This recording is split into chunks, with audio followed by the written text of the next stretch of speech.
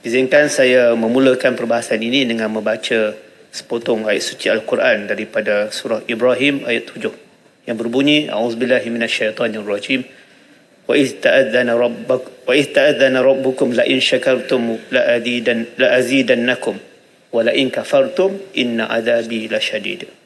Dan ingatlah ketika Tuhan kamu memberitahu, demi sesungguhnya jika kamu bersyukur, nescaya aku akan tambahi nikmatku kepada kamu. Dan demi sesungguhnya jika kamu ingkar, sesungguhnya azab aku amatlah keras. Datuk Timbalan yang dipertua, ada beberapa tanda aras bersyukur. Ada 4. Yang pertama, kita mesti junjung aspek amanah. Kedua, adanya accountability. Ketiga, adanya keberkatan. Dan terakhir, adanya keredaan daripada ilahi. Di dalam kita membahaskan belanjawan ini, pastinya kita mahu belanjawan ini berjalan dengan lancar pada 2025. Dan pastinya ia memerlukan kerjasama yang erat di antara kerajaan dan pembangkang. Apatah lagi dalam keadaan sekarang, pembangkang mempunyai 4 buah negeri yang kita takbir. Oleh yang demikian, semangat federalisme ataupun semangat federalisme ini perlu diperkasakan. Maka jerantut dengan rendah diri memohon ataupun menuntut, perkataan yang lebih benar seperti yang dikatakan oleh kawan-kawan kita daripada Sabah dan Sarawak, menuntut supaya wang ihsan dapat diberikan sepenuhnya kepada kerajaan negeri Kelantan dan juga Terengganu, dan peruntukan 200 juta diberikan kepada kerajaan negeri Kedah kerana komitmen kerajaan negeri Kedah mengekalkan tanah sawah sehingga pendapatan kerajaan negeri terpaksa dikurangkan demi menjaga sekuriti makanan. Datuk Tuan yang dipertua, kekayaan negara ini tidak boleh dimonopoli oleh orang kaya sahaja. Kaila yakuna dulatan bainal aghniya minkum.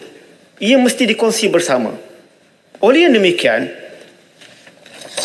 bila kita berbicara tentang pembahagian kekayaan, walaupun di sana ada segmen-segmen masyarakat yang telah ditetapkan oleh kerajaan, kita kena faham yang semua segmen ini memberikan sesuatu kepada kerajaan dalam bentuk cukaian, dalam bentuk zakat dan sebagainya. Oleh demikian, semua segmen masyarakat ini perlu dikawasi oleh kerajaan, perlu diberikan keadilan. Oleh demikian, bila kerajaan membuat satu political will untuk membuat penyelarasan subsidi diesel yang mengejutkan rakyat, rakyat terbeban,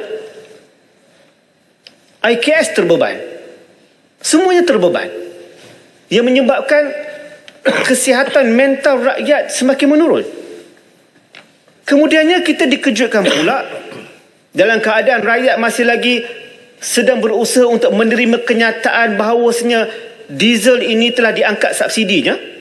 Kita dikejutkan yang kemungkinan akan ada penyelarasan subsidi untuk RON 95 pada tahun hadapan, yang kita tahu majoriti rakyat menggunakannya. Dan tindakan ini akan menyebabkan adanya efek domino, efek ataupun kesan rantaian yang akan mengganggu rutin pembelanjaan rakyat.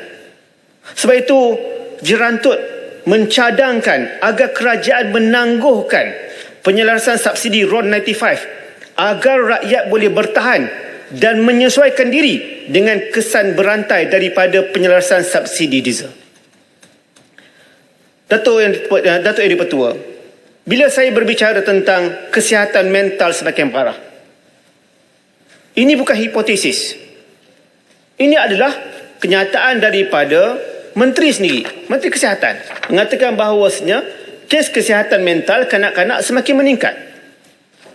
Kemudiannya, kenyataan daripada Ketua Pengarah Perkhidmatan Awam, Tan Sri Wan Ahmad Dahlan Abdul Aziz, lebih 40,000 penjawat awam alami isu kesihatan psikologi. Kemudiannya, kita ada bekas Presiden Persatuan Psikiatri Malaysia, Dr. Hazli Zakaria, menyatakan bahawasanya kurang pakar fasiliti jejas rawatan pesakit mental.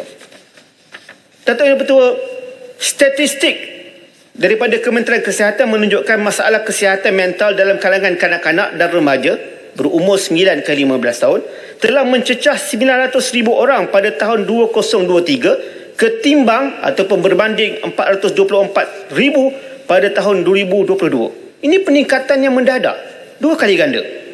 Ketua Pengarah Perkhidmatan Awam pula mendedahkan lebih 40,000 orang kaki tangan awam berisiko tinggi menghadapi masalah kesihatan mental. Ini lebih membimbangkan apabila statistik PDRM pula menyatakan kes kematian bunuh diri meningkat 10% daripada 981 kes pada tahun 2022 kepada 1087 kes pada tahun 2023. Data-data ini tidak menipu. Ia menunjukkan kerajaan perlu serius untuk membendung masalah ini. Saya mencadangkan agar cabaran kesihatan mental mesti diposisikan sebagai agenda nasional untuk menggambarkan kebertanggungjawaban yang tinggi oleh kerajaan. Data menunjukkan jumlah psikiatri di Malaysia tidak lebih 600 orang berbanding jumlah sepatutnya ialah 3,000 orang. Nisbah yang ditentukan oleh WHO adalah 1 daripada 10,000 orang, tetapi di negara kita hanyalah 1 nisbah 75,000 orang. Di Singapura, negara jiran kita, 1 Interagency Task Force on Mental Health and Wellbeing ditubuhkan untuk memperkemaskan ekosistem. Manakala di Korea Selatan buat pertama kali dalam sejarah ditubuhkan Mental Health Policy Innovation Committee di bawah tanggungjawab pejabat presiden. Banyak lagi negara seperti Australia, China, India dan juga Jepun yang telah melangkah jauh ke hadapan bagi menangani krisis ini secara serius. Diharapkan bermula pada tahun 2025 ini, Malaysia melakukan satu tindakan yang besar, yang luar biasa, merangkumi penyelesaian dasar dan pelan tindakan, peningkatan mutu fasiliti serta accessibility, penambahan kepakaran dan pelaburan.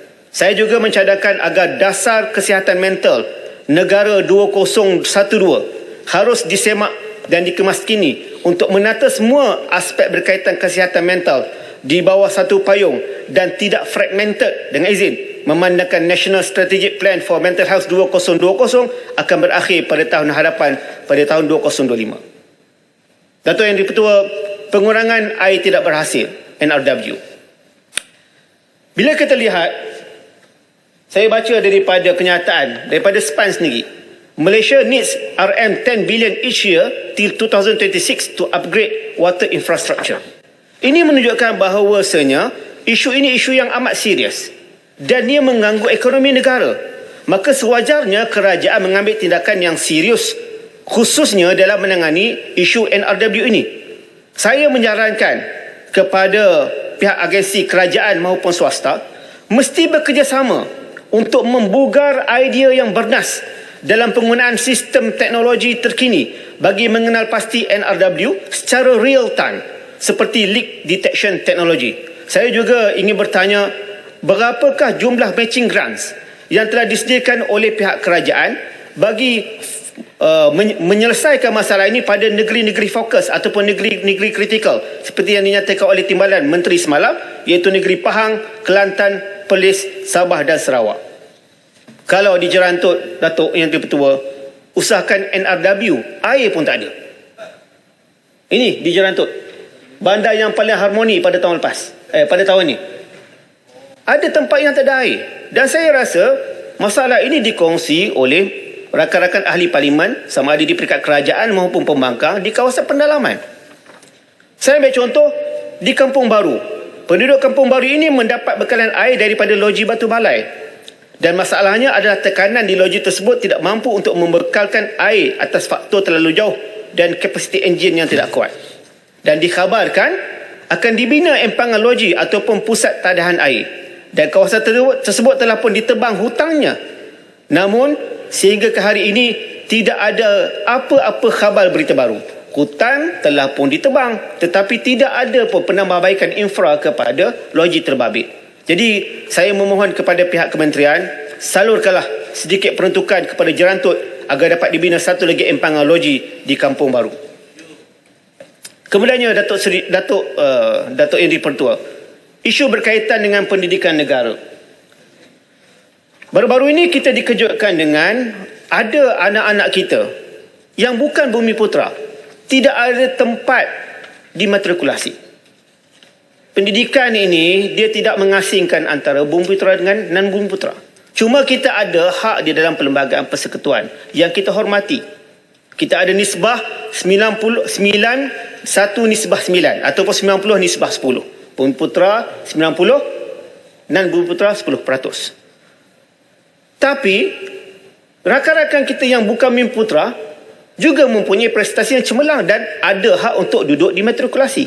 Maka persoalan saya kepada kerajaan, adakah kerajaan bercadang untuk mengetatkan syarat pengambilan pelajar ke pusat matrikulasi seperti mengikut pendapatan isi rumah dan keperluan khusus? Yang kedua, sebagai technical people, mudahnya begini, tempat tak cukup. Root cause-nya adalah tempat tak cukup, Datuk, yang dibetul. Jadi sewajarnya kerajaan perlu ada pembahagian keuangan yang serius kepada KPKT untuk mewujudkan pusat matrikulasi yang lebih banyak, supaya lebih banyak kursi-kursi yang dapat diberikan kepada rakan-rakan kita, anak-anak kita, sama ada daripada Bumiputera maupun bukan Bumiputera. Kerana kalau mereka dapat diberikan ruang untuk berintegrasi sesama mereka, mereka inilah yang bakal memimpin negara. Tapi kalau mereka tidak diberikan ruang, mereka terpaksa bekerja ataupun belajar di luar, di diaspora, akhirnya mereka tidak kembali untuk memberikan komitmen kepada negara kita. Apa lagi tinggal kepada negara kita kalau anak-anak Bumiputera dan Bumiputera ini yang tidak ada ruang ini, mereka lari keluar dari negara. Ini persoalan yang perlu kita tangani bersama dan direntas daripada sempadan politik. Dan saya juga ingin fokus kepada isu MRSM. Seramai 104,000 pada tahun 2023 anak-anak kita yang memohon untuk menyambung pengajian di MRSM. Namun, jumlah yang ada pada MRSM hanyalah 8,700 orang sahaja. Bila kita angkat isu MRSM ini, saya angkat ke Kamar Khas untuk kita wujudkan satu MRSM di Jerantut. Kerana di Jerantut ini, pendidikannya menarik, berkualiti. Jadi, banyak daerah-daerah lain ada MRSM. Kenapa tidak di Jerantut? Maka jawapan daripada Timbalan Menteri pada waktu itu, ada beberapa cabaran-cabaran yang perlu diadres, dikenal pasti dan juga diselesaikan. Maka dengan ini saya mencadangkan supaya pihak kementerian menambah lagi bajet belanjawan kepada MARA, supaya MARA boleh mendapatkan lebih banyak pegawai ataupun guru-guru untuk diisi di MRSM yang terbabit. Dan saya juga merayu sekali lagi agar diberikan peluang untuk diadakan satu MRSM di Bumi Jerantut. Ada 2 minit lagi. Saya adalah Ketua Portfolio Pengangkutan bagi Perikatan Nasional. Dan ada 4 isu yang kita nak bawa. Satu je saya yang sentuh sebab saya ada 1 minit saja lagi, tentang mereformasi KTMB.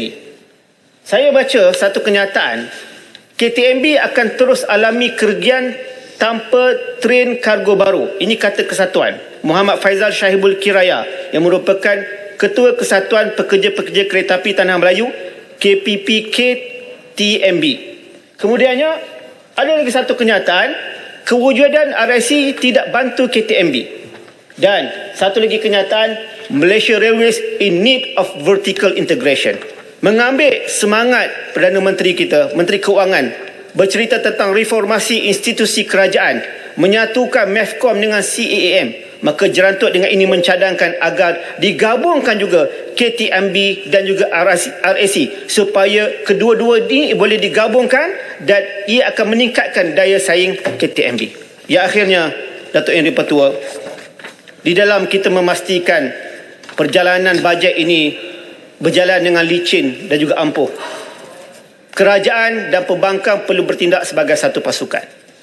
Kita perlu objektif.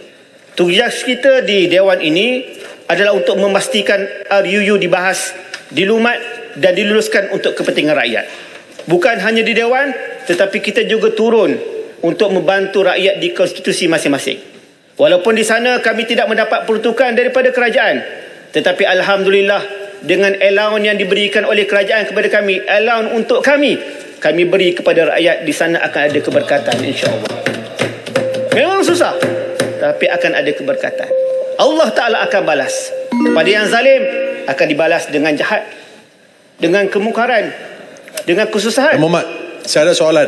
Tetapi Saya tak bagi laluan. Saya tak bagi laluan, boleh duduk.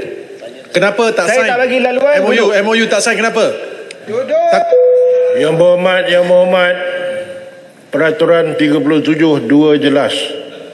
Ya, saya tidak ada masa dan saya tidak mahu ada gangguan. Ya. Sudah gulung dan tamatkan. Terima kasih, Datuk Yang Pertua. Belajarlah adab. Kalau legislatif pun tak erti undang-undang, peraturan masyarakat, dia tak payah masuk dalam dewan ni. Perangai itu kurang ajar dia dulu lagi. Akhirnya, Gulung. saya rasa walaupun kita tak sependapat dalam beberapa perkara, Datuk Yang Pertua, tetapi contoh RUU Warga Negara, kita berjaya mendapat kesepakatan bersama dan inilah udara baru, nafas baru yang rakyat Malaysia nak. Oleh yang demikian, marilah sama-sama kita bekerja dan kita harapkan kita dapat bersama-sama membina negara dalam menghadapi suasana lebih bercabar pada 2025 dan insya-Allah wa biiznillah dengan izin Allah Perikatan Nasional akan menjadi pembangkang yang kredibel dan konstruktif. Assalamualaikum warahmatullahi wabarakatuh. Waalaikumsalam.